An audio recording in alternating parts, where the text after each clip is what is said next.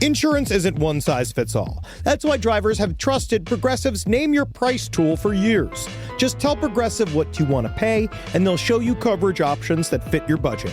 Visit Progressive.com to find a car insurance rate that works for you. Progressive Casualty Insurance Company and Affiliates. Price and coverage match limited by state law. Why have I asked my electrician I found on Angie.com to bury my pet hamster? I was so moved by how carefully he buried my electrical wires, I knew I could trust him to bury my sweet nibbles after his untimely end. This is very strange. Angie, the one you trust to find the ones you trust. Find pros for all your home projects at Angie.com. There's no place to escape to. This is the last podcast. On the left. Side stories? That's when the cannibalism started. Side stories. Yes.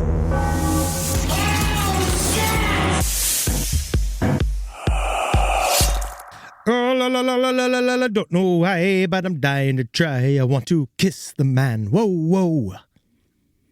Love to kiss the man. Oh, we were recording? Oh, great.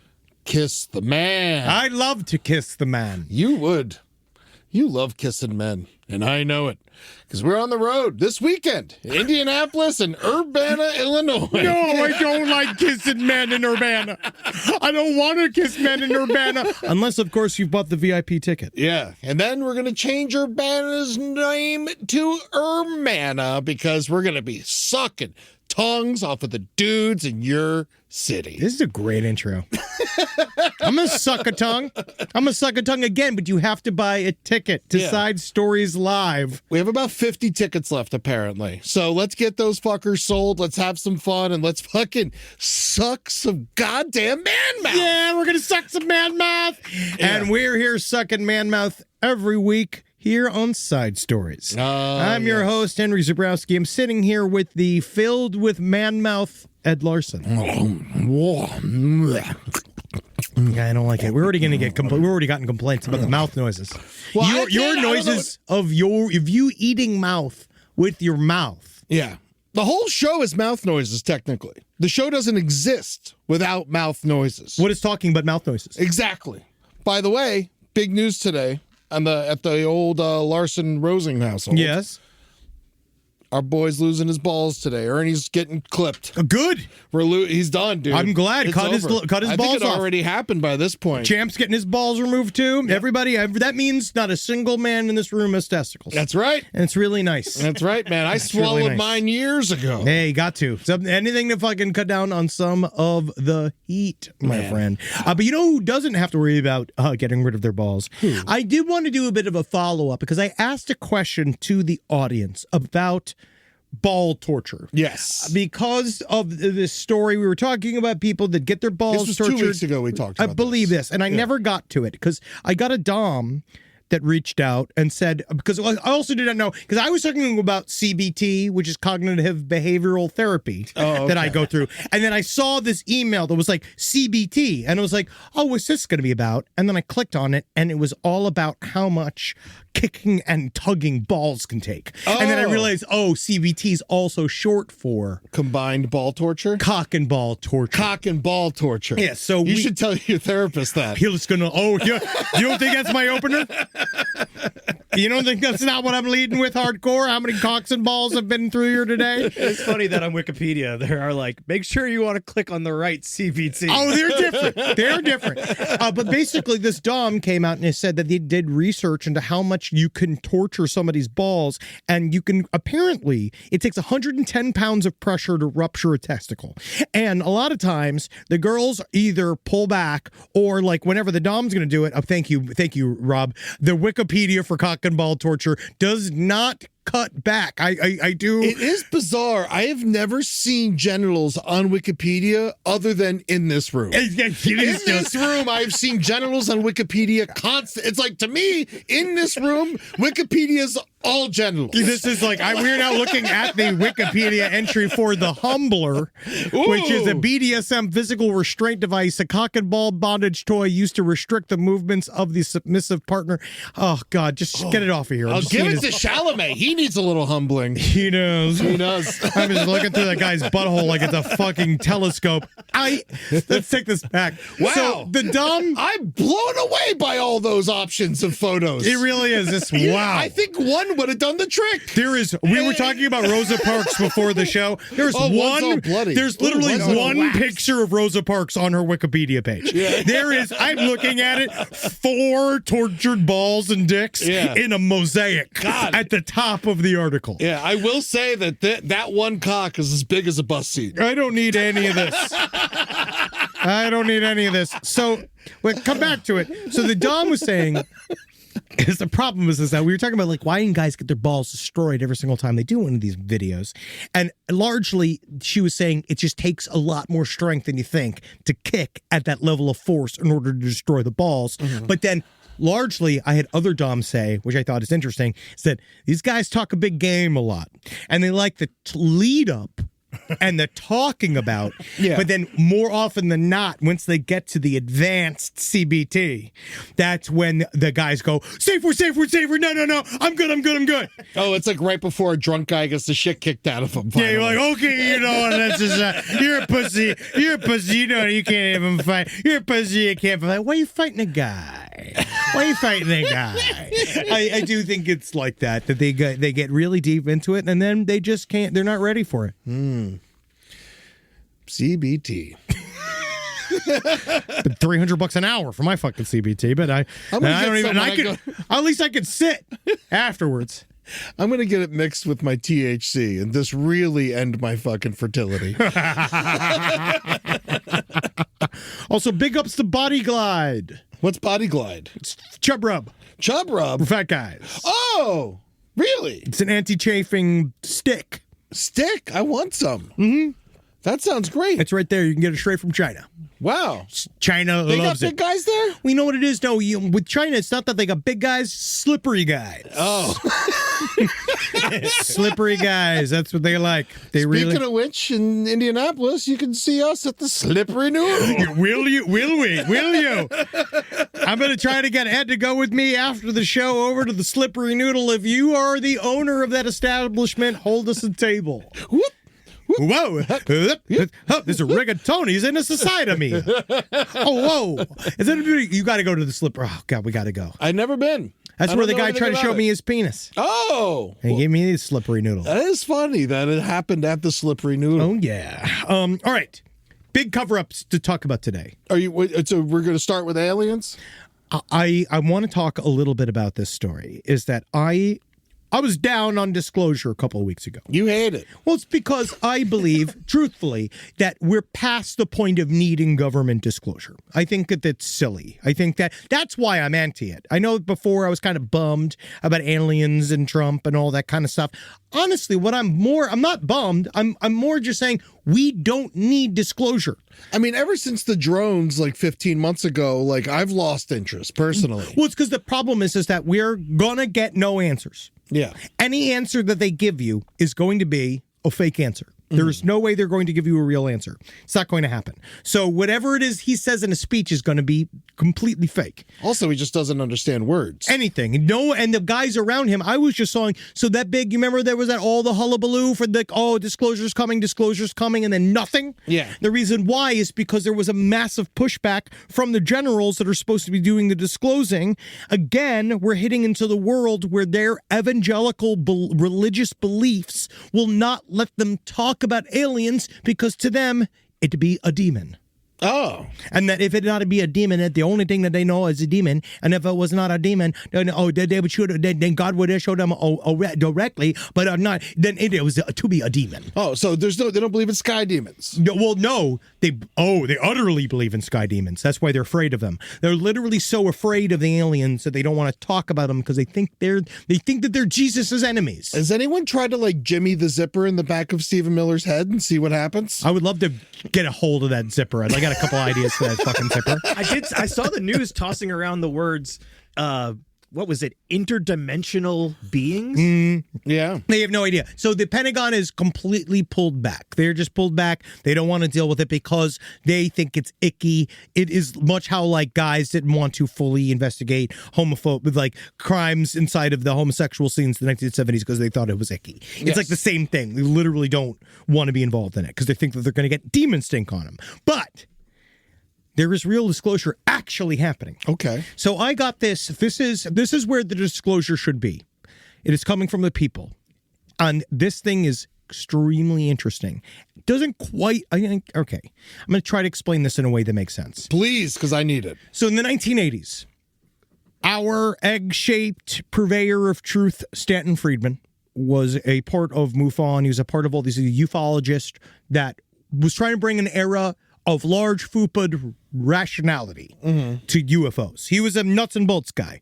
He only believed in nuts and bolts aspect that they are actual physical crafts that come from another part of the galaxy. And he firmly believed that there was a U.S. government cover-up about them trying to retroactively figure out technology from these devices, and they were lying to the people. And Stanton Friedman was the champion of a release of a series of what were supposed to be top secret documents labeled MJ-12. Now, the idea is that there was a group.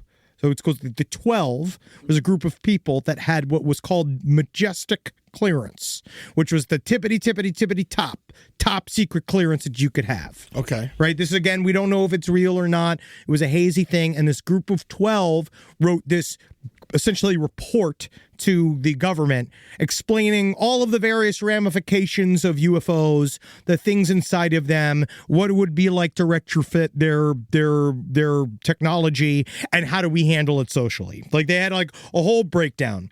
All this stuff came out in the 80s. It has largely been debunked. Okay. Most people believe at this point that they were faked material that was put out in the 80s version of the intranet, like the old internet, like when it was before it was just like in like boards. That was like a game that was played, and then it came out. Stanton Friedman tried to make a big deal about it, ruined his life, all of it. He wrote a bunch of books about it. He didn't ruin his life. He started MUFON. He died in an airport. Anybody that dies in an airport, that's sad. Carrie Fisher died in an airport. It is sad. It is sad. It's sad. I wish he died at home. Yeah. So this guy came out. This guy wrote a Substack. Everybody would love Substack, but this is interesting. This guy started like re-looking at the MJ-12 documents, I guess literally just to waste his time. Yeah. And he discovered something fascinating. It was actually MJ-13. No, that's a code name.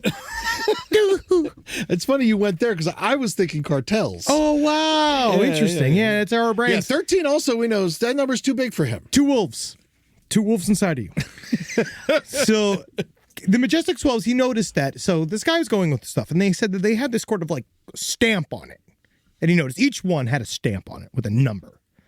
834021. I was like, whatever. What is this? So he decided to just run that through the CIA FOIA portal. And then Jenny picked up. 75309. Yeah, that's the problem. You missed the last number. Yeah. Now you just got to jerk off to the sound of the tone. All right, so this guy was like, it's not just some random number. It's actually connected to something. Is it a star? It's connected to 345 pages of released paperclip intelligence documents. Okay. Have you read those? You fucker. But no, right? These were declassified. So these were declassified, these documents. So all of the Operation Paperclip, MK Ultra shit, like MK Ultra, we got to remember, we did not know about MK Ultra until Clinton was president. Okay. He was the one that released a bunch of anything that was available. He released that. I had no idea. Yes. So that's new, essentially. These documents from Operation Paperclip, when we whitewashed all this stuff with the Nazis, didn't actually become declassified until 2022. Hold on. So we didn't know about Werner von Braun until 2022? I'm just saying a new batch came out. Oh, okay. Right? So it's still coming out. And so what this person understood is that they were all sort of connected to the same batch, this extremely important batch. Now they say here, so not surprised, like they realize that you could look at, if you look at the paperwork, it is in fact CIA JIOA paperclip, it's a document that has an MJ-12 written on it. Okay. That is in the Operation Paperclip stuff. So that means whatever's in the quote unquote fake documentary and all these fake documents are actually in a real document. The same stamps are on a bunch of real documents. So MJ-12 did exist. It's just, we're seeing for the very first time, maybe, that the documents are real. Not that MJ-12 is real, that the documents might be real. And what that might even mean, which is we might be looking at a disinfo campaign that is as old as the entire conspiracy theory itself, right? What if we are in a world where that was faked back then? And it was put into all of this stuff as a part of a disinformation campaign to make people that got access to this look silly and stupid. And when was MJ-12? Was that like back in like the 50s? 40s? Yes, 40s and 50s. So this is like after World War II, after Mussolini sold us the bullshit. This is Roswell time. This is Roswell time, or after Roswell and after all of that. Okay. So this would be, because I believe this article, technically the things came, it's just I'm starting to remember some of this stuff. Right? It started to sink in. You just lost like one bass player that was in that was on osmium. You know what I mean? You just lost one. But dude, there was another one. So there was another number, A-1762.1. It was another one that they looked up, and it popped up on another document that's legit. Okay. I'm just saying that it's fascinating. And they are, it seems to be right now at the very top, it says, there was like one document that says approved for release that didn't come out until 20 years later. And the big thing on it says CIA UFOs. 6 letters. Literally, dude. CIA UFOs on this thing that's what this document's about. That's fun. It's just, and that's like on a post-it they put on the front of it? Yes. So this is the disclosure. I know, but we can't sit here and believe a post-it note. It's on the FOIA. So they scanned it with it, right? Yeah. So this comes from the FOIA request. Yeah. So this comes from the CIA like this. It was scanned like this. And it says like official record copy below it. Yes. Cool. So it's one of those weird things. That's actually disclosure, buddy. So maybe.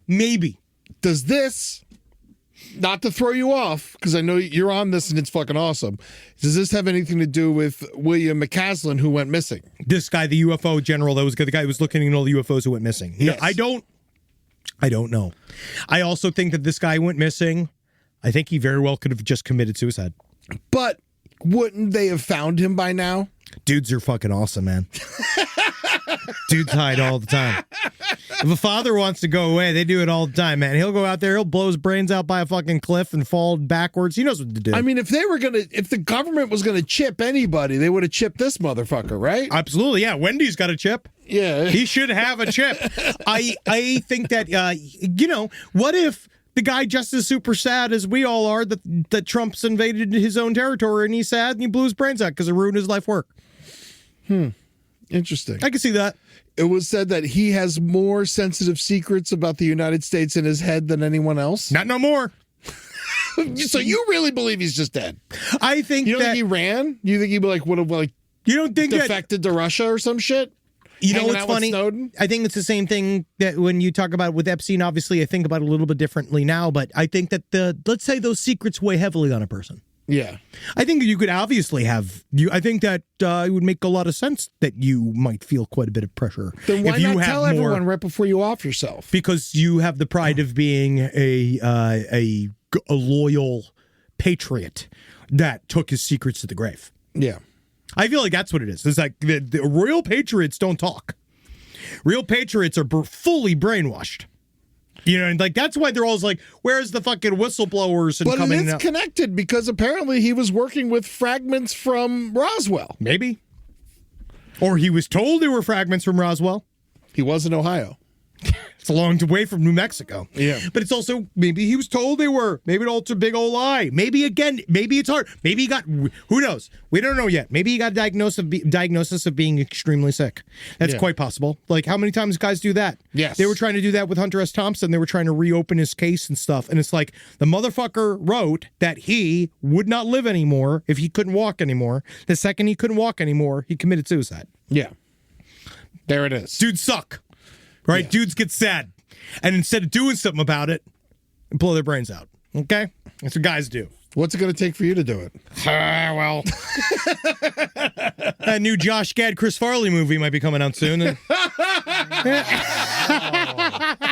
lost too much weight. Oh, no, I'm not talking about me. I'm just talking about imagining that moron trying to recreate the comedy of Chris Farley in today's movie. I'm not even going to get into it. I'd be down to watch him fall through a bunch of tables. It's not him. It's somebody else. He got somebody else to do it. It's not going to be good. Oh, he's not in it. No. Oh. No. He's only, man, he just he wrote it. He which wrote is it. Worse. Oh, he also wrote Spaceballs too. Oh, God. And he's going to be John Candy's son. He's going to be... Wow. He's going to be Mog too. Wow, I'm just Barf as excited about that as I've ever been. Wow, wow, Ed, you're right. I'm so much more excited about that. Rise from your grave.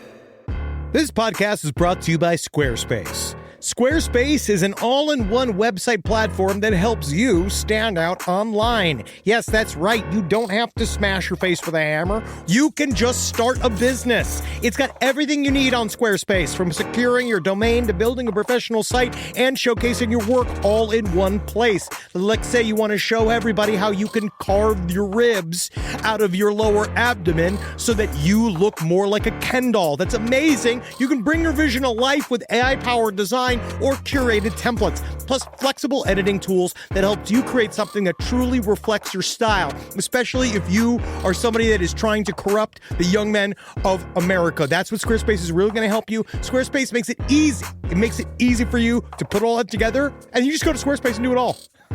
Thanks, Braden. Head to squarespace.com/left for a free trial. And when you're ready to launch, use offer code LEFT to save 10% off your first purchase of a website or domain. Summer means freedom. And for adults, summer means work next to freedom. But thanks to Mint Mobile's summer sale, it can almost feel like the work is playtime for the adults. Right now, all of Mint's plans are $15 per month, even unlimited. Free yourself from Big Wireless and switch to Mint Mobile for high-speed data and coverage on the T-Mobile 5G network. It's so well connected, I could call from anywhere. Deep from well within my bunker, where my AI-fueled robots slowly but surely toil for me, but I know for a fact I'm saving money on my phone plan. Or up above, where I'm training all of my giant Amazon female warriors who will fight in bulletproof mesh. Also, honestly, Mint Mobile's really cheap and it's really reliable, so you should use it. To get your new wireless plan for just $15 a month, go to mintmobile.com/LPOTL. That's mintmobile.com/LPOTL. Cut your wireless bill to $15 a month at mintmobile.com/LPOTL. That's it. There's no catch. Upfront payment of $45 per 3 months, $90 for 6 months, or $180 for 12 months. Plan required, $15 per month equivalent. Taxes and fees extra. Initial plan term only. Greater than 50 gigabytes may slow when network is busy. Includes up to 20 gigabyte hotspot. Capable device required. Availability, speed, and coverage varies. See mintmobile.com. If I think about where we were 20 years ago, and I think what we would use to protect our space, it would mostly involve bayonets, weed whackers, and assorted diesel-fueled dune buggies that we'd use to spread pollution so thick it kept the other improv comedians from stealing our material. But now, SimpliSafe has made all that so much easier. Using SimpliSafe here at the office has revolutionized our ability to use diesel-powered dune buggies for good, and not for chaos. Think about what your home security system does as an intruder approaches your house. Sits, waits. Not much. Just waits until the window breaks, and then it goes, oh no. But then you get some kind of alarm and a notification. What if the whole point was to stop the chain events before it even happened? Unlike traditional security systems that'll only alert you after a break-in is already underway, SimpliSafe is designed to help stop intruders before they get inside. It goes into their mind and makes them think of why they're doing this. I remember when we didn't have real security and all the podcasters were outside begging for our takes. Begging and scratching like a bunch of weasels. Now I can see them 25 feet away, and I can spray them with fire extinguisher liquid and stink gas. Not that it would make them smell any worse than they already did. SimpliSafe Help us, we lord over them all. Simply Safe has been protecting your world for 20 years. Celebrate their anniversary with us and save 60% on your new Simply Safe system at simplysafe.com/LPOTL. That's 60% off at simplysafe.com/LPOTL.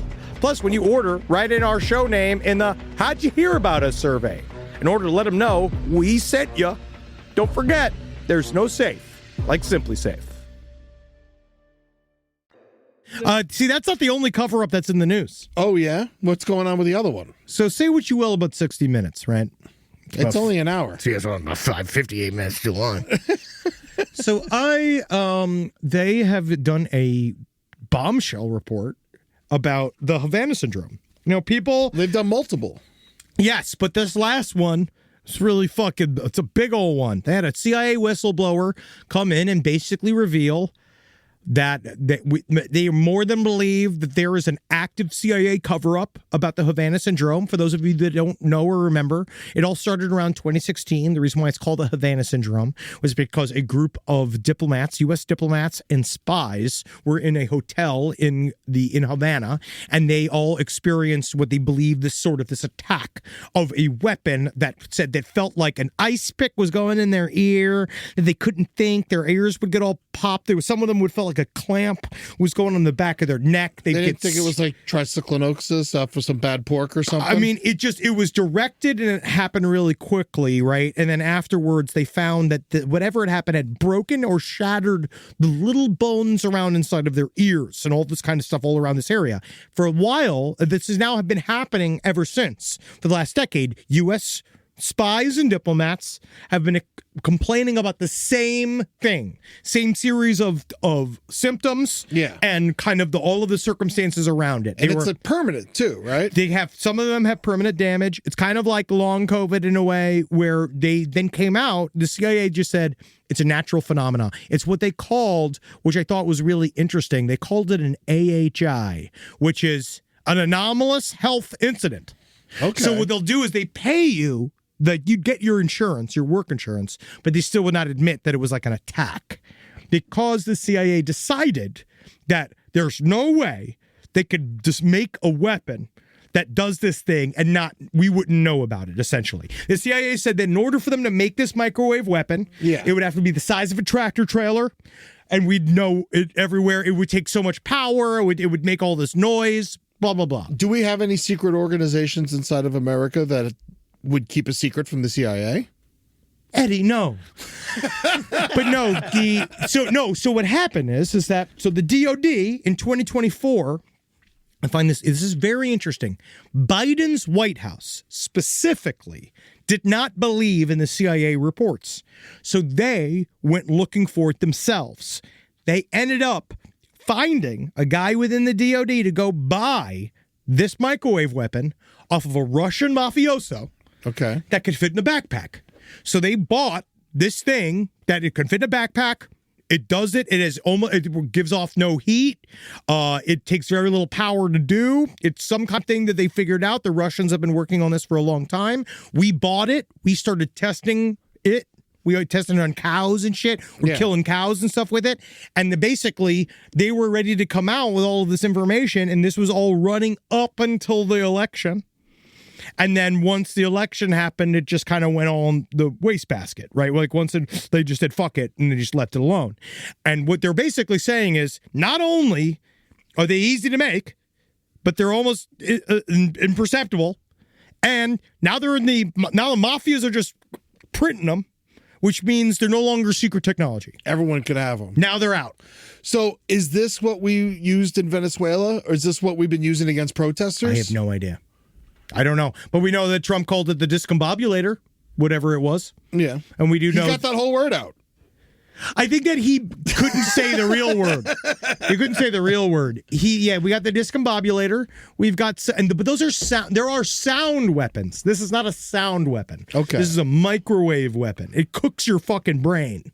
Crazy. Yeah, so it's one of those that we just got sitting around there, and 60 Minutes allowed this out, and I believe this is a bit of a limited, what we call in the intelligence services, a limited hangout, in which they are going to give us this little fun controversy and this thing to do in order for us to talk about anything but The Epstein trial. And the invasion of Iran, all of it. Yes. Now, this is the new distraction. So, all right. It's a cool distraction. I like this one. Because we can't forget CBS it runs 60 Minutes, and they're in Trump's pocket. They're in Trump's pocket. They took out a fucking story about Venezuela recently. Yeah, they are. So the reason why we're getting this story is because this is an easier controversy for them to handle. Yeah. The CIA has decided, because they've always been the bad guys, right? They're always the fall guys. Always. The CIA is like, let us take the heat. Yeah. And that's it. No muss, no fuss. No one's talking about Epstein anymore, except they are. Yes, very much so. Very, very much so. And as a matter of fact, we are about to talk about it for the next 40 minutes. Yeah, I hope you like it. You fucking better. They will. People have been loving the Epstein stuff. We've brought an expert on. Yes, because I need this more than you need this. You're entrenched. To me, you're an expert as well. But this next person is really who kind of like, I gotta say, she helps me through every crisis this country goes through. I look to her for leadership. She is one of the smartest voices in comedy. Truly brilliant. Written for Sacha Baron Cohen. Had her own show on Adult Swim. Yeah, old stuff. This is we're doing a bit of an update. That's right. There's a new podcast out called The Epstein Files Book Club. It's hosted by Jena Friedman and Elise Hu. Please welcome Jena Friedman. It's an island adventure. It's an island adventure. Heck yeah, it's Jeffrey time.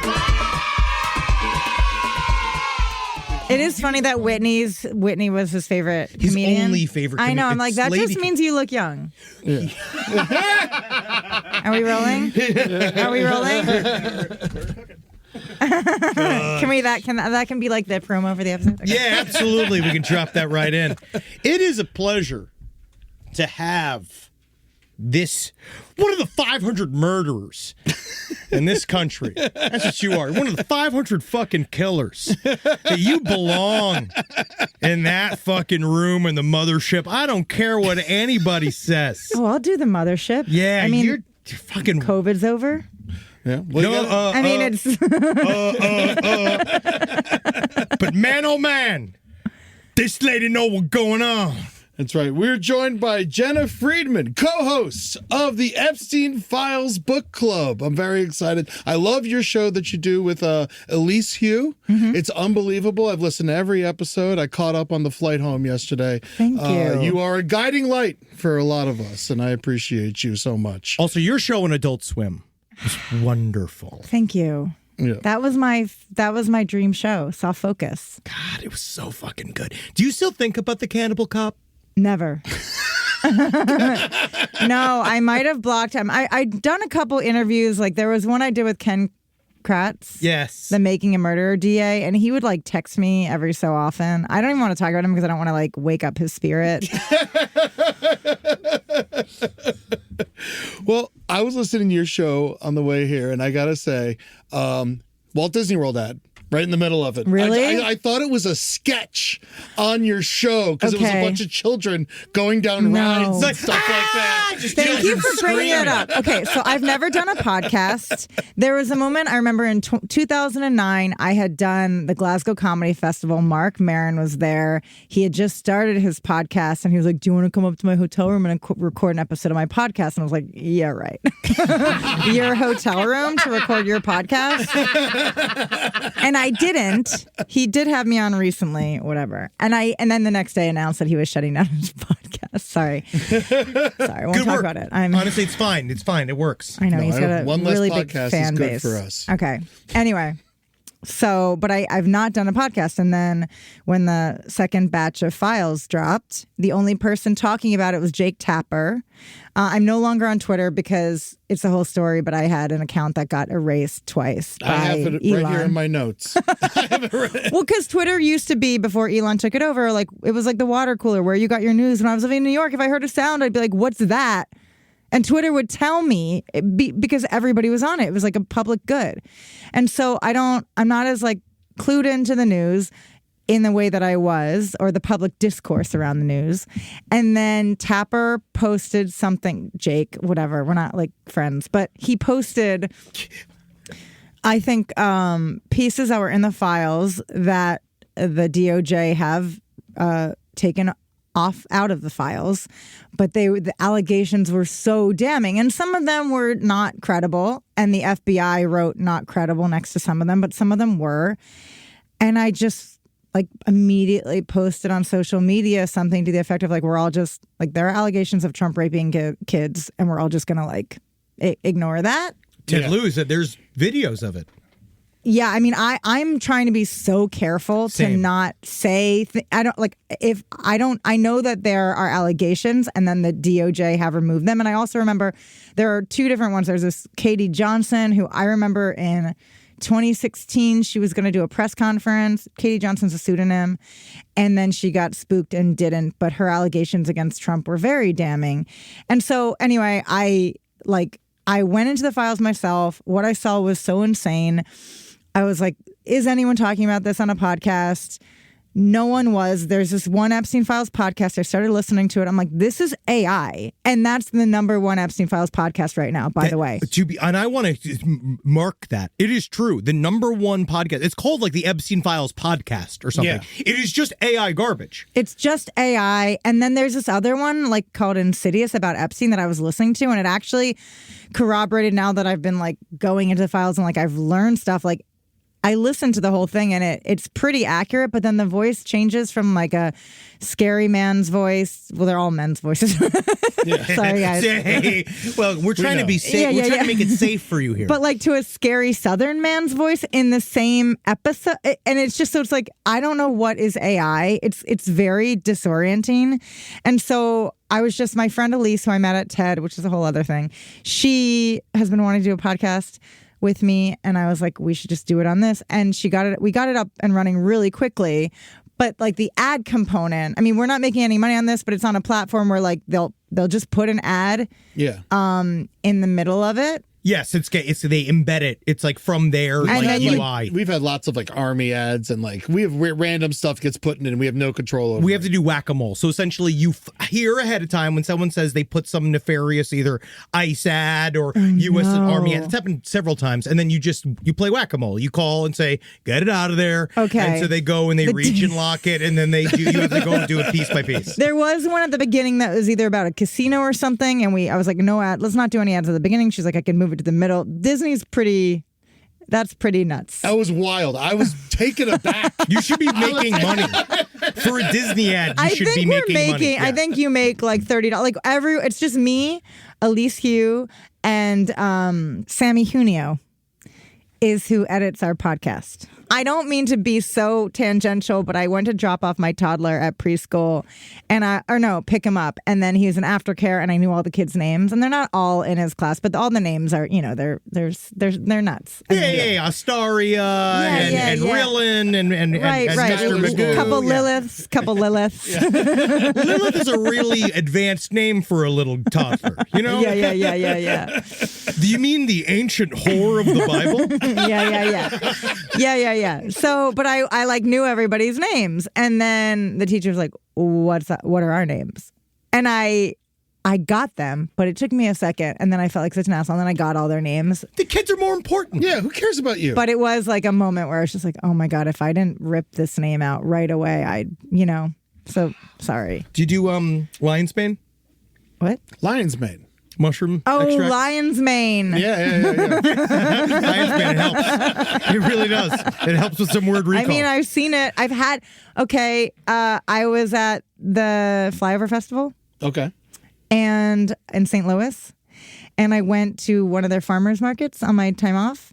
And they had alligator meat. But then there was this random man who was growing lion's mane from his basement. They're pretty far from alligators as well. That's where they grow. And I bought the lion's mane and I took it home 2 days later and I sauteed it with butter. Your face is right. And my partner who I was dating at the time was like, I'm not eating that, but his bandmate was such a good sport and he ate it with me, like this old lion's mane. Wrote like 4 songs. Yeah. You have to try it. Yeah. You got to treat it different. He died. Yeah, treat it. Can I honestly ask, how is this? Obviously, we talked a little bit before the show. It's like we all my wife is also deeply obsessed. I'm obsessed. I kind of like the fact that we can come together about this, but I am hearing that it does affect It's affecting people's homes. Right. Well, it's the whole thing of the gardener and the rose. Like you can't have two Epstein files people. Epstans. Well, like the files. Yes. Files. Files. Yeah. Only files. I subscribe to his Only Files. Look, so we started the podcast because I just didn't see I was reading the files and I'm like, I want to be talking about this with smart people. And I want to, and in a responsible way, because there's so many conspiracy theories and you can get pulled down by like the cannibalism and the jerky and the this and the that. And I'm like, this is what they want. They want us to have information overload. They want us to either go turn into like left-wing QAnon or fully shut down. There has to be a middle road where you're like, we're not going to forget about the ICE stuff. There's a lot going on now with the war with Iran. But just move it to another burner. But it's there. It's on the stove. Right. I mean, I think we can like walk and chew gum at the same time, right? Like I think, and the reason that these have activated me is because I feel like this is going to be the one thing that takes this administration down. Either, the Dems sweep in the midterms or something else. I mean, I think we have to, but I think that you can't. I thought that the ICE stuff was bipartisan, meaning like I didn't think anyone could justify having these like masked men and Dean Cain terrorizing people in American cities. Because Dean Cain, that would frighten me. Like if I was an illegal immigrant and then Dean Cain showed up with a bulletproof vest and a machine gun, I'd be like, wow, this is very serious. He's faster than a speeding bullet. Yeah, well, but there's a way that they're spinning that, and they're like our borders, blah blah blah. But with this shit, you cannot, like, it is such a cover up. If Trump is innocent, why are they covering it up? Why are they redacting files that they've released? The cover up is so obvious to everyone, including Joe Rogan. So, and then if it gets through his literally expanded skull from HGH, it should start to break through. Yeah. So when I say I think it's what's going to take them down. If it doesn't, it's taking all of us down. Like, how do we live in a work in progress democracy if we can't prosecute pedophiles? It didn't take the Catholic Church down. Well, Catholic Church, I almost think, is even more rich and established in a way that we can't understand because they still have God's mandate. We don't. The president. Well, they're trying to. Yeah, they're trying to. But they don't have a DOJ. They don't have an the Catholic Church is like an international institution that's been around for centuries. But they're breaking laws in America. Why aren't we allowed to arrest everyone who does it? Yeah, that's a crazy thing. Yeah. Now, I wanted to, before we get too deep in the weeds on this stuff, you've already crossed like three things I wanted to talk to you about, like in like 3 sentences. So, but the first thing I want to talk about with you is a lot of mysterious things keep happening to you. And I wanted to know about how you feel about that. Like, first of all, your Twitter getting erased, this weird Epstein podcast, someone did a different version of your autobiography, and you got stopped at the border when you're coming back to America. You're such a nice woman, too. You're such a nice... way you're your framing... existence makes me paranoid. Okay. The framing is very conspiratorial. They're all separate things, and they're very easy to explain. Okay. Sounds like somebody who's in too deep. Stopped at the border. So that was April of last year. I was coming back from TED. I was coming from Vancouver into the U.S. The customs border is on the Vancouver side. So I had my guard down. I was chatty. And he asked me, the U.S. customs agent asked, what were you doing here? I said I was doing comedy. And it was unpaid because it was TED. I had a situation at the border over a decade ago where I didn't realize that I needed to, it was a whole thing. So I wanted to make sure, I was doing comedy. It was unpaid because it's TED. That's a whole separate issue. Yeah. He said, you're a comedian. What do you joke about? I hesitated. And then he asked, do you make fun of politicians? I said no. Yeah. Because you're in a situation. You're trying to get home. Yeah, but it's also not the only thing that you do. I know. Also, is it making fun of them to state facts? They're... Yeah. Anyway, when I posted about it, I didn't say that I said no because I was nervous about, I just said, be careful around customs. I got through whatever. Oh no, because we were going into Canada the next week too. And we're all like, oh fuck! It's like I'm all over everything, saying like I want to burn the White House down. Right. Like, Well, I'm very all over the place. I don't say that. You know, well, it's because you're smart. You're smart. Yeah. But Thank you for coming on the show. Thank you. Sure.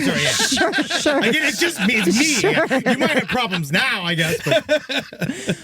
Well, okay, so that happened, and what was so interesting, when after it happened, because I remember like I got through, and then I was in a bookshop, and there was a guy in the bookshop, like I was like shopping for a present for my toddler, and I wanted to be like, I just was asked this at the border, and then I just didn't say anything because I'm like, I just got to get home and be safe, and and I then when I got home, a friend of mine works for Adam Schiff, and I said, hey, this just happened, and he sent me a meme that ICE had posted maybe like the previous day or around like a couple days prior. That I could show it to you. It says stop at the borders, like drugs, weapons, something else, and ideas.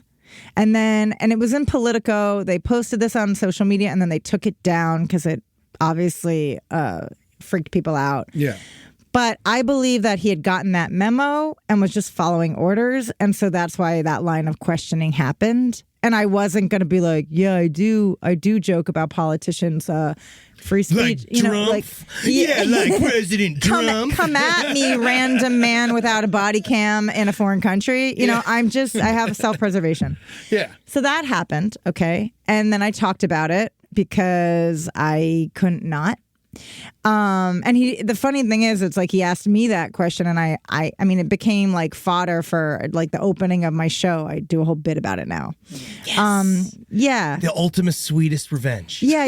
And I did a New Yorker piece making fun of custom. So like it became like a gift, and so that was one thing. The Twitter thing, that is messed up, but I never go on Twitter post Elon, but then I went on because I wanted to see what people on Twitter were thinking about the Epstein files, and then once you're there, you're like, I gotta make an Elon joke. So I joked about how like the files felt real just because of how much even the pedophiles didn't want to hang with Elon. Like that just felt like a real. Oh, yeah. That was one of the favorite parts of the whole thing, was that everybody else was like demure about the island, and he was just like, when am I coming to the island? It is everyone's favorite part. And they're like, I don't know. No amount of money. It's like the most money-hungry, craven people are still like, your face is too fat. You harsh the vibe. You harsh the vibe on Pedophile Island. Yes. Man with more money than all of us combined.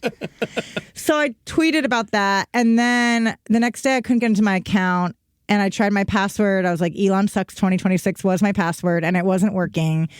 And I was like, maybe this is just something's up, whatever. Sucks with an X?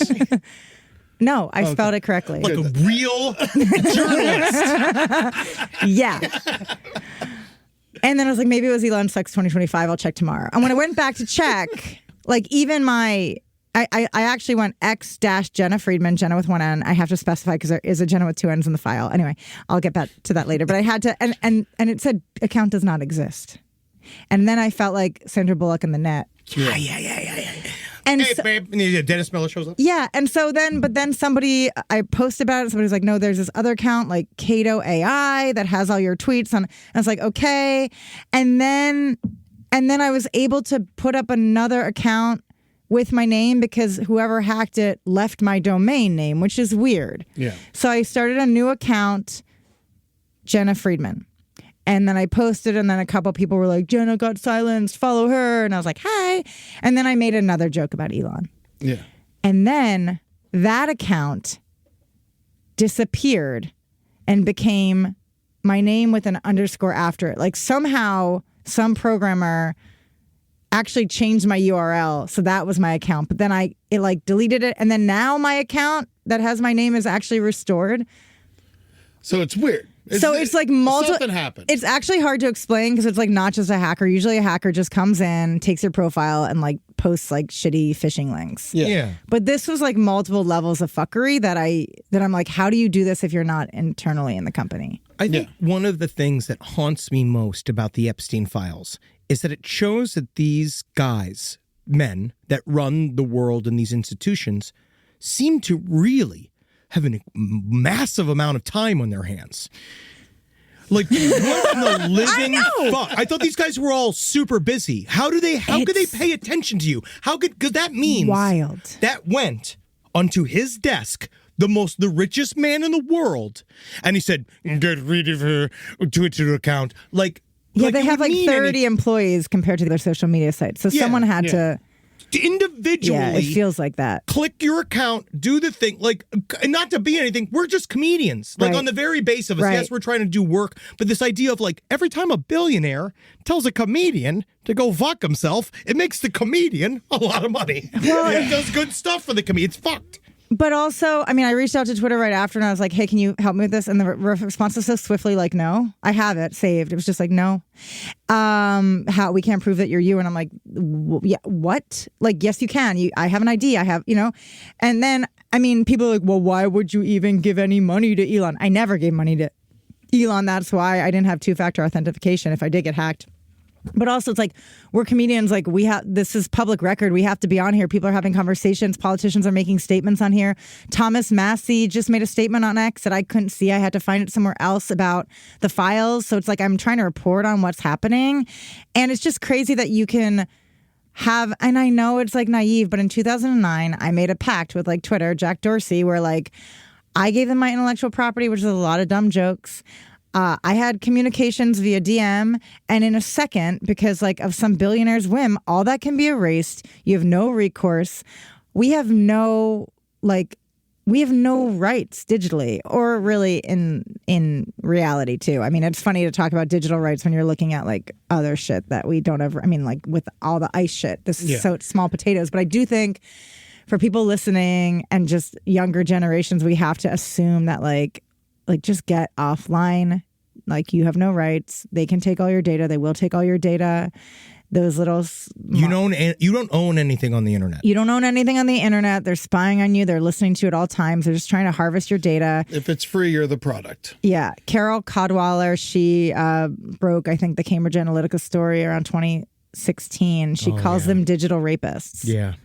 Yeah, I could see that. Yeah. I guess, then you... And now we know there are also actual rapists. Actually rapists. Yeah. Can we go back to the meta raping? I feel like it's like, fine, you can have my accounts.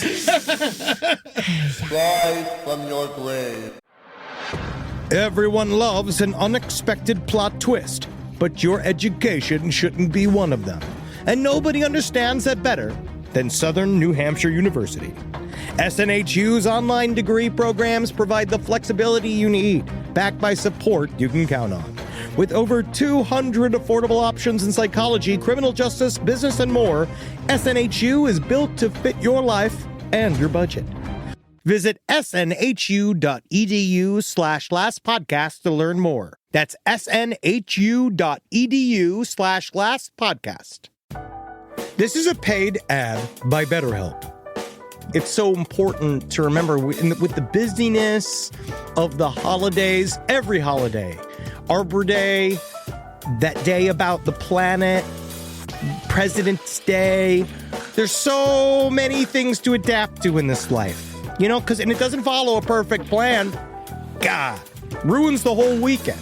But therapy with BetterHelp, the world's largest online therapy platform, it can be a space to pause, reevaluate, and adjust to any unexpected changes. With over 30,000 therapists worldwide, BetterHelp is one of the leading online therapy platforms, having served millions of people globally. BetterHelp makes it easier to fit therapy into your routine. You're in good hands, too. BetterHelp therapists have at least 3 years and 1,000 hours of hands-on experience, and hold all required education, training, and certifications. It's easy to do, and the help is better over there. You don't have to navigate life's changes alone. Sign up and get 10% off at betterhelp.com/lastpod. That's betterhelp.com/lastpod. Is there anything better than a summer evening outdoors? Enjoy your space to the fullest with new greenery from fast-growing trees. I love a big, thick bush. Fast Growing Trees is America's largest, most trusted online nursery, and they can send me a big, thick bush any time of the day. It arrives at work. It arrives at my car. I can pinpoint on a Google map where it is. Send me a big, thick brown bush. And they send it immediately when they have it, because sometimes the shaver comes to town. I remember one time I ordered a cherry wood tree from Fast Growing Trees. And my God, I couldn't cut it down, no matter what my father told me to do. I had to lie to him about it. And next thing you know, I became the first president of the United States of America. And even you can become the first president of the United States of America with Fast Growing Trees.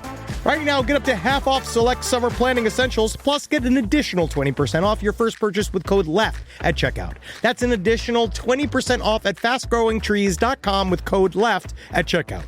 Offer is valid for a limited time only. Terms and conditions apply. So you're totally invested in all of this stuff. You're going down the rabbit holes that the rest of us shouldn't have to go down, and we appreciate it. Who do you think's going to go down? Like, who's really going to go down? Like, who's definite? Les Wexner or? Oh, Wexner's so old. I think. Did you watch his deposition? I watched the deposition, and we're talking about him. We have somebody who literally wrote a book on Wexner. She's going to be on the pod that'll be released on Friday. But yes. It's either our system goes down or the sitting president goes down. And he's either going to go down by just, if we can sweep in the midterms and we have a free and fair election, then maybe, we can do impeachments and subpoenas and like getting people held accountable. I think Pam Bondi's got to go. Kash Patel's got to go. But he's doing such a good job. I know, right? Christine Nome,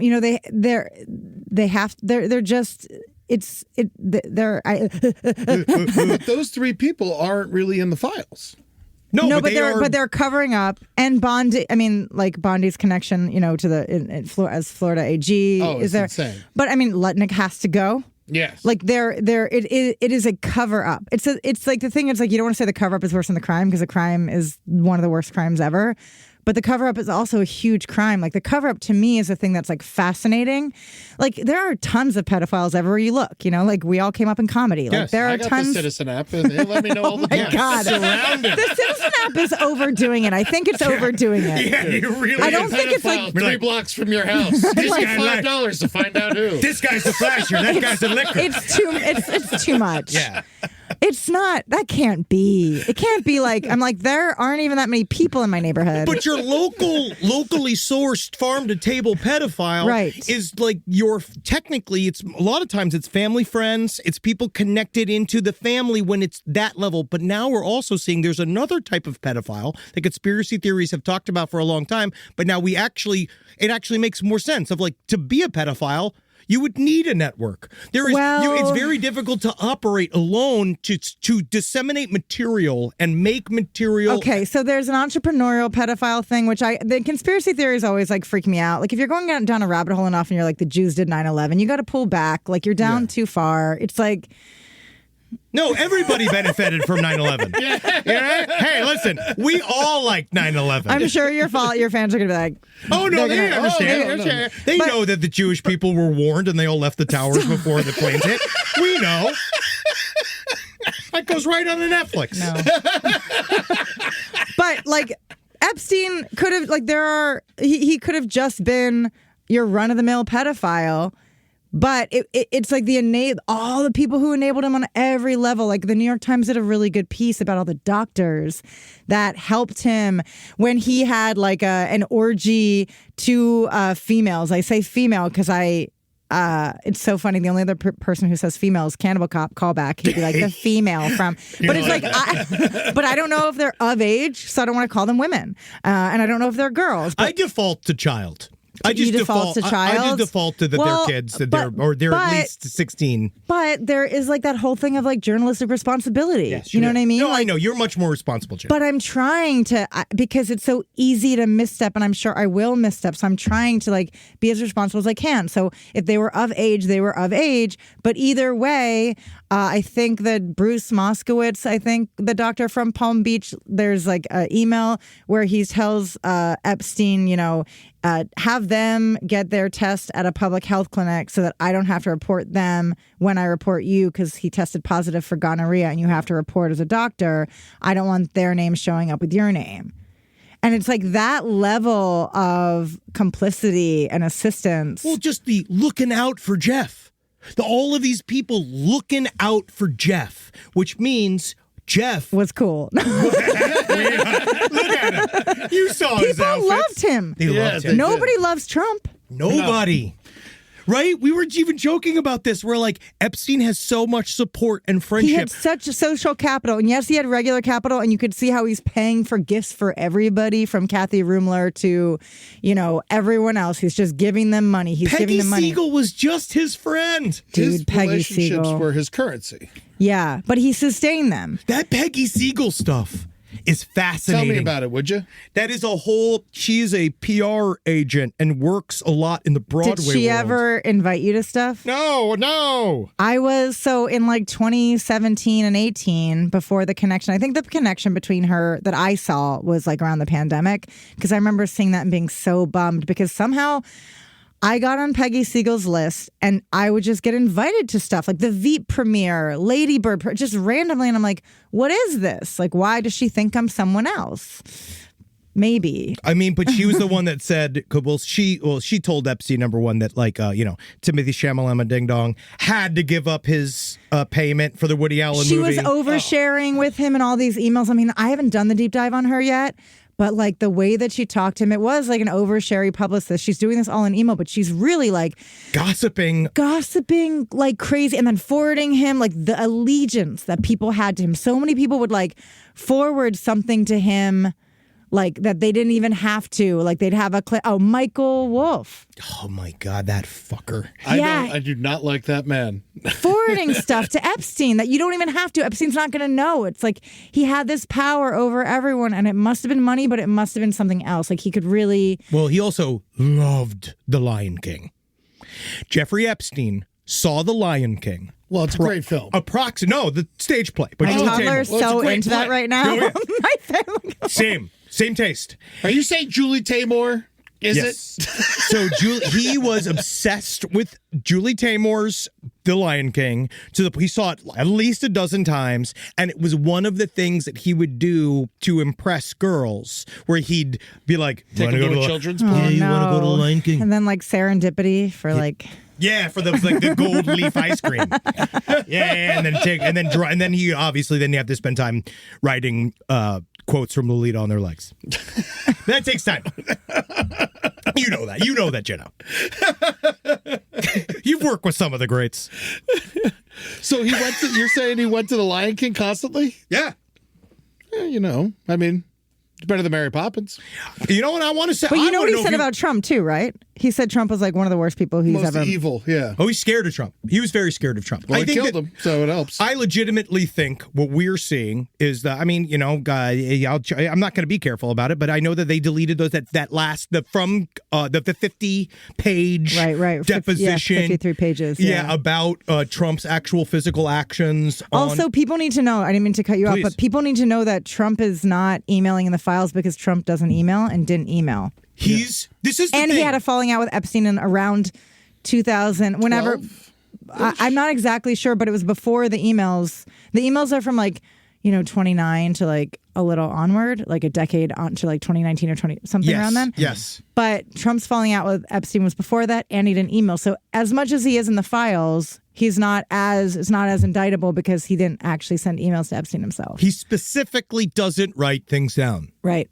Which is obviously the behavior of an innocent president. Right. It's mafia shit. Yeah, because most presidents want you to remember every word they say. They have libraries. Yeah. They write them all down. Right. And there's guys whose jobs are to track everything that you say. In Bill Clinton's deposition, he said I listened to that as much as I could. I do have a toddler and other work that actually pays me that I have to do. So I'm trying. Why are you laughing? You do have to not just listen to Bill Clinton talk for hours. My poor toddler's just like, Mom, I need love. The toddler's going, I feel your pain. I'm like, I don't want him to become one of these guys, so I really do have to give him love. But Oh, that was now I'm blaming moms for their son, so forget that. Cut. Okay.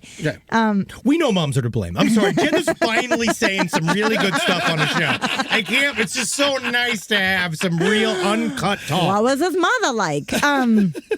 You were talking about Clinton? Clinton has only sent two emails according to his deposition. One was to John Glenn when he landed on the moon, and the other was to soldiers in Kosovo. And I was like, what? And because we don't really have like an active like media ecosystem, I'm like reporting on this. So why I'm obsessed with this? It's like it's also just like it's a way to look at the news. It's a lens through which to look at the news. I've been wanting to talk about politics for a while. My mom died 3 years ago, and I had a kid, and it's just been like a kind of heady time for me. So it's like this feels like a way to talk about the news that's like niche, but also everything. So it's like we can, on the podcast, it's like we do the updates just related to Epstein. Like we entered into a war with Iran. Well, how do you connect that to Epstein? Thomas Massey thinks it's a distraction from the files. We're not going to debate whether or not what Epstein's Trump. We're not going to debate what Trump's motivations were, because it doesn't matter judging from the past, something that serves him probably, but it doesn't matter what his motivations are. It's not going to stop us from doing this thing. I don't think the Iranian invasion is going to do what he wants it to. I think that a lot of people are already. It was a big deal, but and it is a big deal, but I don't believe it's going to distract people from this files. I think that it's not for the files; it's for the election. It's a different, right? It's another game, right? Yes, another game. He's trying to keep everyone in office so we don't have to have an election. Right, because war. It's weren't we in war for like 20 years and had elections? Republicans do this. This isn't they start wars. Yeah, he's bombed 8 countries. God. So I wish. I need an army. I wanted to ask you a question because there's a lot of things about this. Henry's more of an expert. I'm more of I need to know things and people need to tell me. What is Melania's real connection to Epstein? Very good question. From what I understand, she was one of the models. I'll say that nicely. Who? They're a model. Well, there was a whole apparatus of models that they brought over. And they brought over a lot for like nefarious purposes, where you think you're coming here for modeling opportunities, and then you're trafficked. Yeah. Mm-hmm. So from what I've seen, she was one of Epstein's girls. Okay. I don't know what that means.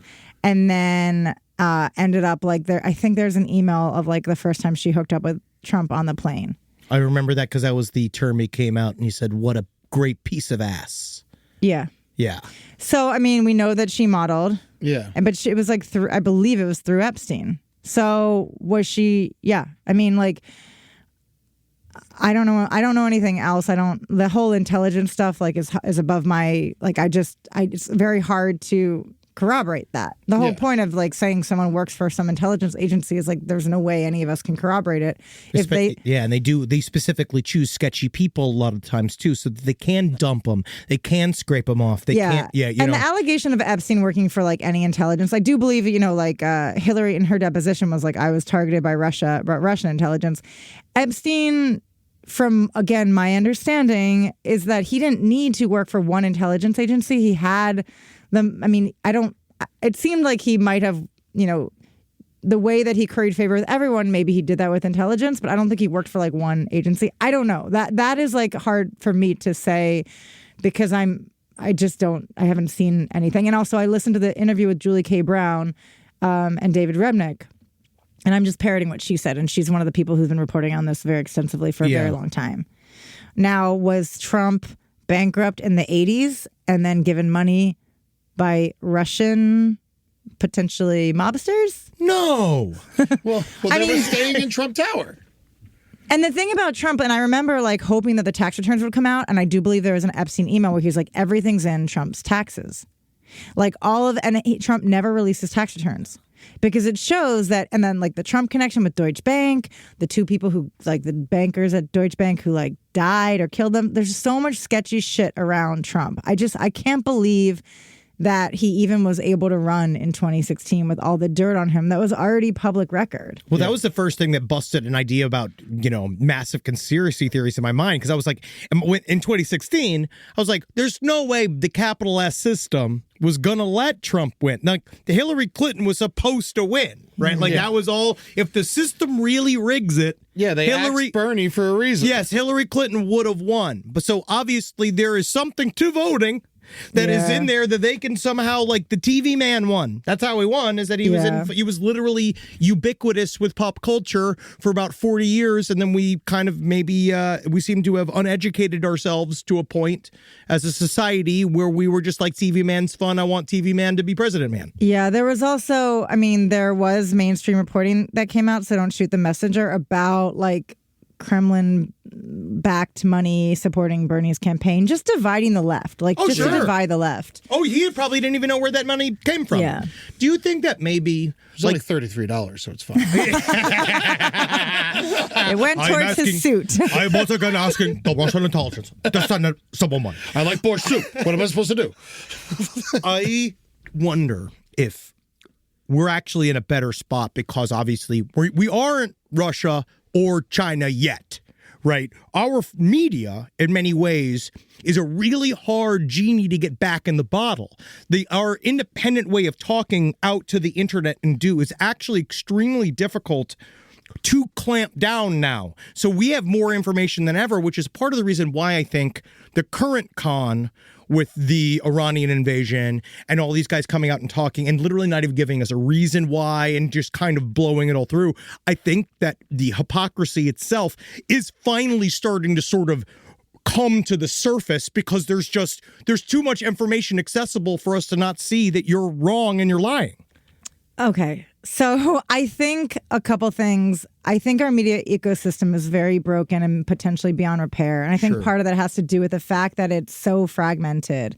When you have people like Joe Rogan and Andrew Schultz forming public opinion, it's really, really scary. But it seems like the problem then is the problem not the public that they're forming around them. Well, we're not an educated population. We don't have media literacy, which is huge. And I want to agree with you that people can have access to information, but there's information overload. There are unreliable messengers. And then with what happened on Twitter, it's like our platforms can just be taken away in a heartbeat. So there's the local news apparatus is going away, but that's really people digging in their communities, having trusted sources and working together. All that's kind of going away. The cable news, the local cable news, but the local news being, gutted is really bad for democracy.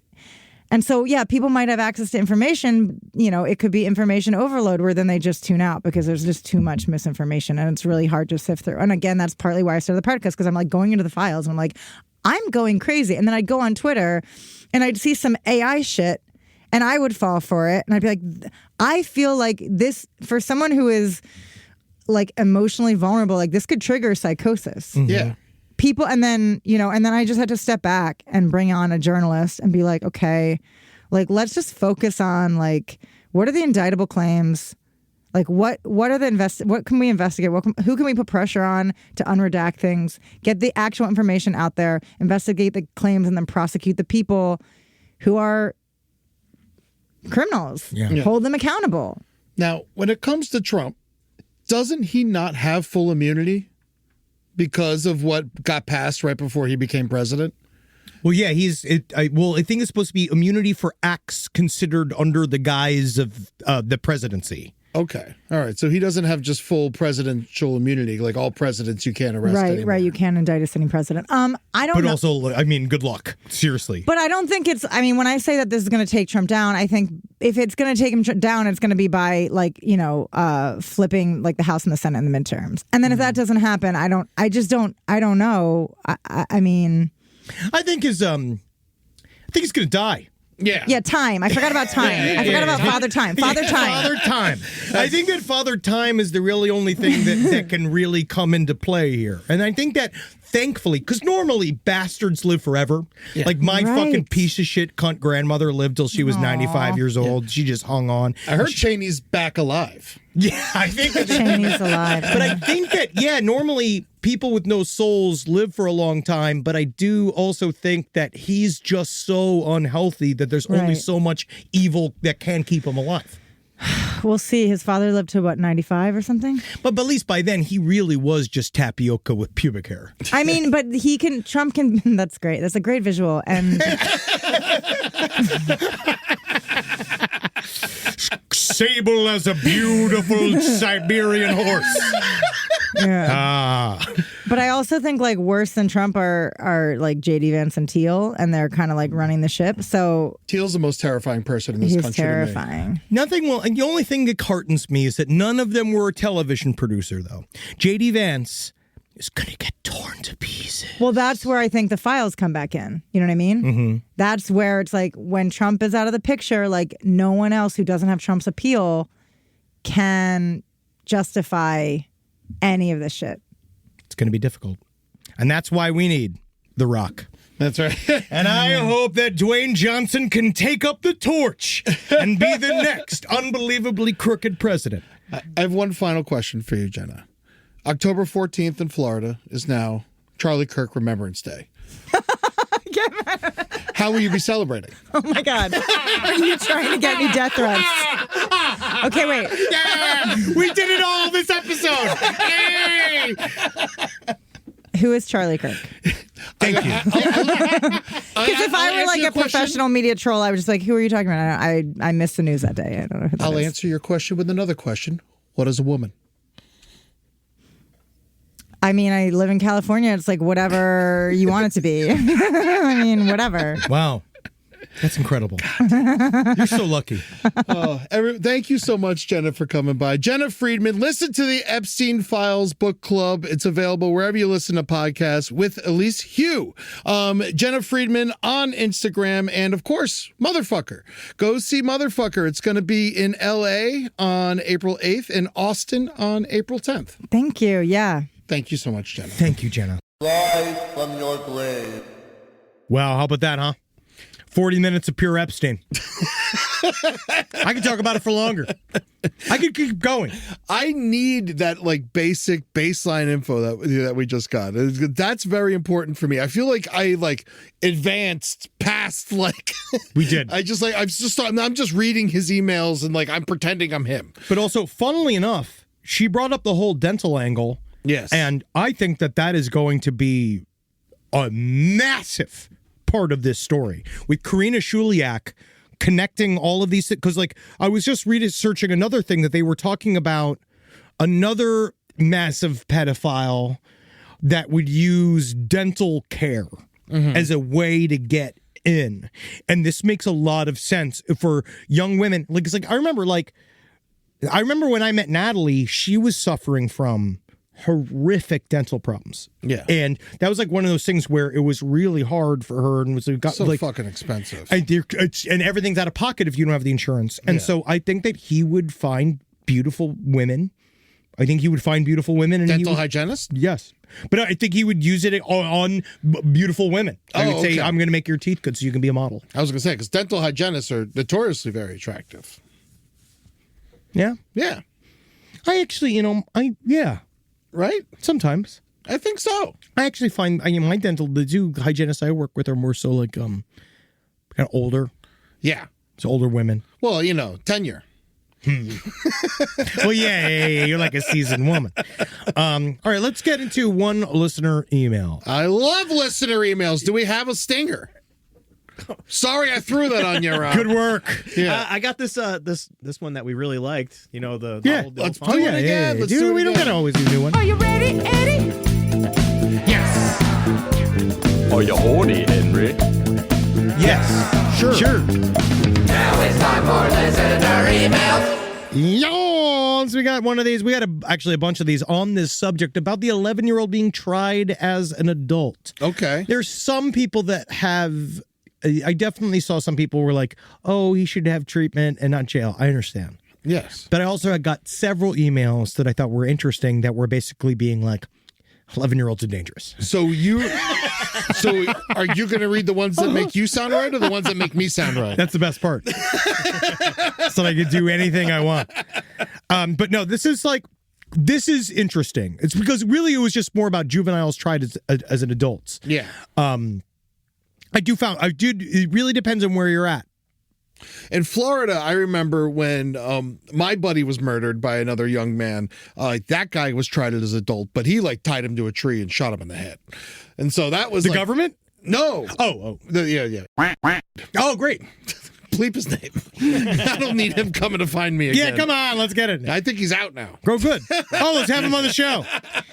So just want to let you know about the case of Clayton Dietz, the 11-year-old who confessed to killing his father, can be transferred to juvenile court. It's currently an adult court because in the state of Pennsylvania, all murder charges, regardless of the age of the offender, start an adult court.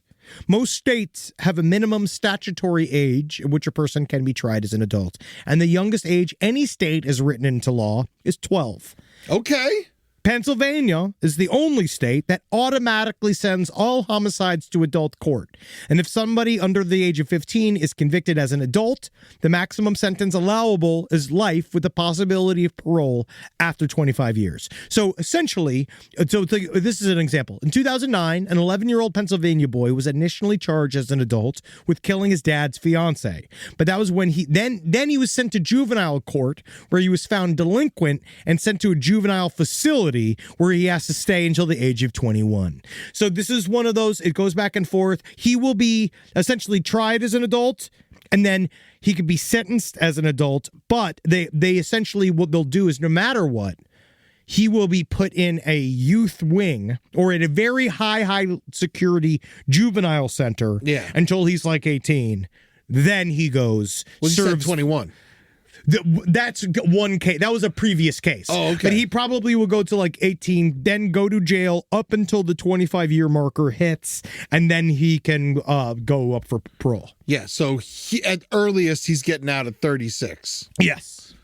If he gets it. If they throw the book at him. Oh, man. No fucking chance at a decent life. No.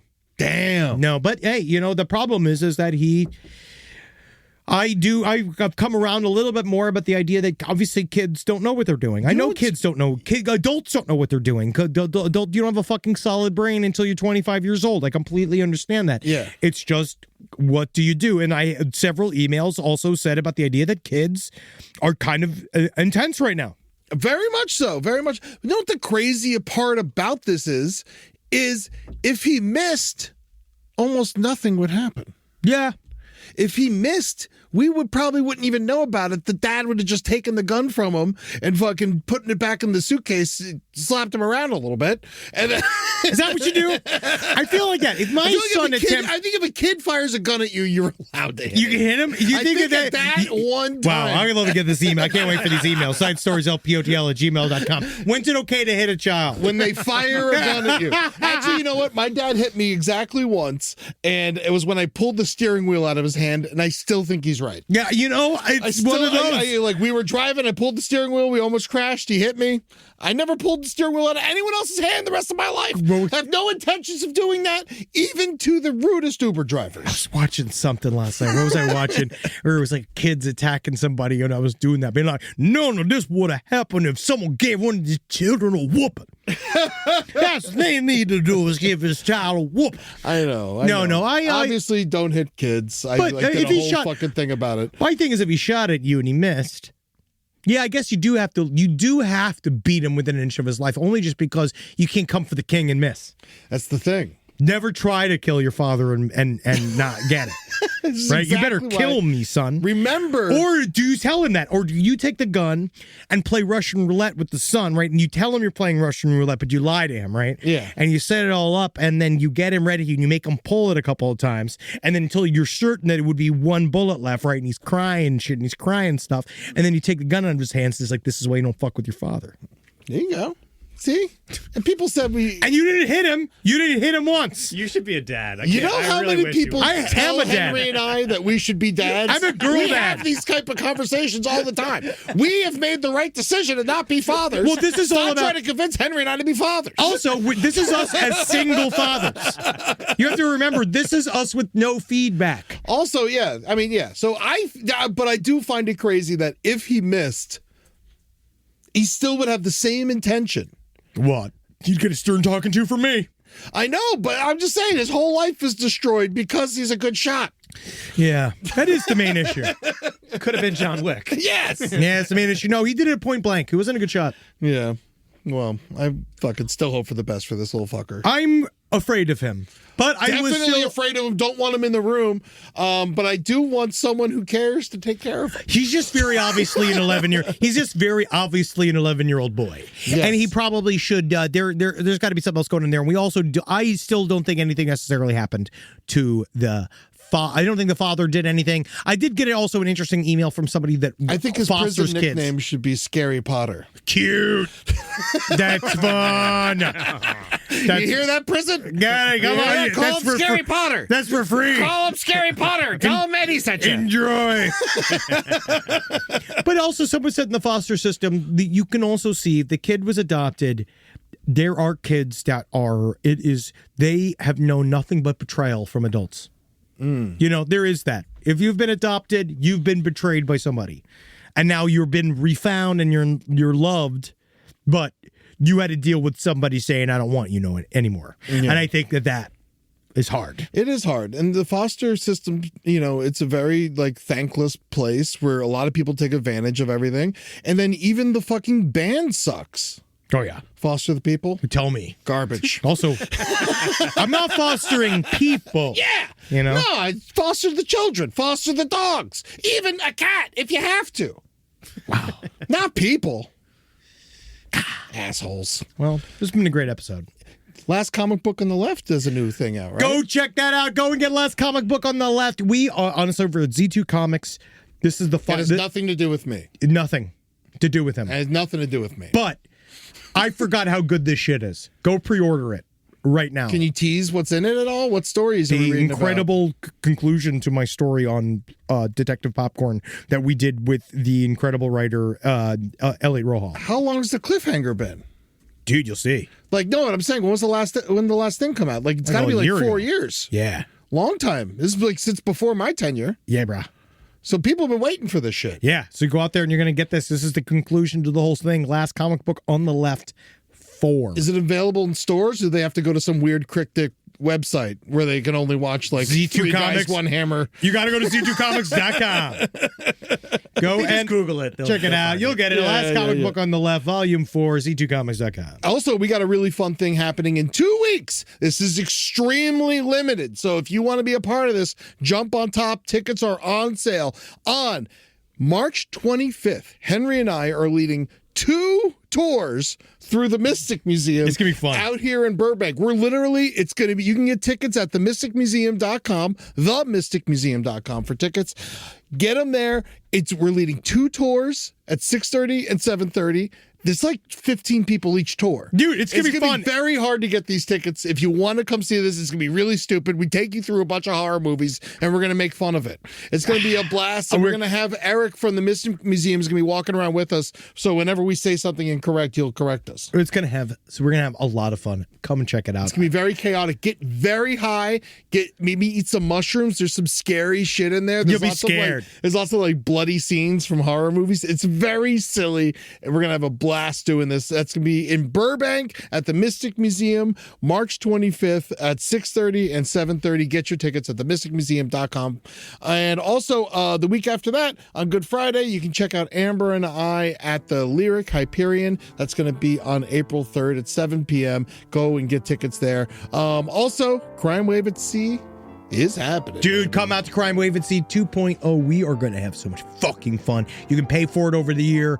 Come and join us on the high seas. Last year we did it. It was a fucking blast. It was insane. I think we got a lot of repeat customers, so we're definitely going to be switching up our show. It's not going to be the same thing we did last year. Oh yeah, we're doing an entirely different thing. We're going to have so much fun. Yeah, so Crime Wave, it's crimewaveatsea.com/last. That's right, baby. Go get that shit. And Indy and Urbana, we'll see you this weekend. I can't wait to fucking eat your sausage and party and poop up all your bathrooms. It's going to be a blast. And I wanted to give a nice shout out. We have a new employee here at Side Stories. Yes! Pat Barker, joining us, helping us with research and some humor. Thank you, buddy, for coming on board. I'm very excited to see what would happen. As you can see, we're already better, aren't we? Yes, we're already better. I think we did nothing that he gave us. Nothing. That's great. It's a good investment. That's life. Welcome to life. But We'll be I still love him. We'll be back in there. Don't you worry. You live every day knowing for a fact that Side Stories comes every week, no matter what you do, right? And you laugh at us. You're going to laugh at us because we're the funniest thing on Netflix since Come and See. And you're just going to love giving it up to Jena Friedman. Oh, right? Man. Bye, love you guys. Bye, everybody. Be good to yourself. Hail Tommy Takara, the great voice of Boston the band. He died. That first album rocks. It's all hits. Feel like the first time. Dude, I love that fucking song. It's a musical journey through sex. First time. Tommy DeCarlo, adios. You had a beautiful high-pitched voice. I hope you finally lose your virginity in heaven. Hi, Diva. It's Rachel. And Jordan. Yeah, hi. Quick question. Why are you not spending your Venmo balance? Yeah, we're concerned. You can, buy stuff with it. Ugh, you love buying stuff. And earn cash back on eligible purchases. You love purchasing eligible things. So the money your friend sent you yesterday, that's today's ramen or rideshare or eye patches. The skincare kind, not the pyro kind. Spend with Venmo, then you can earn cash back with Venmo Stash. Venmo Stash bundle terms and exclusions apply. Max $100 cash back per month. See terms at venmo.me/stash terms. ID verification required to use a Venmo balance. Do you remember in school when your teacher had a favorite of everything? A favorite marker, a favorite element, and yes, even a favorite student? Who wasn't me, so let's move on. I want to talk about their real favorite thing. Kleenex tissues. According to teacher lists, Kleenex is the #1 facial tissue trusted by teachers. They're silky soft, help prevent skin irritation. And now, with Kleenex Snap and Go, you can take them anywhere. Stock up on the ultimate classroom favorite. For whatever happens next, grab Kleenex.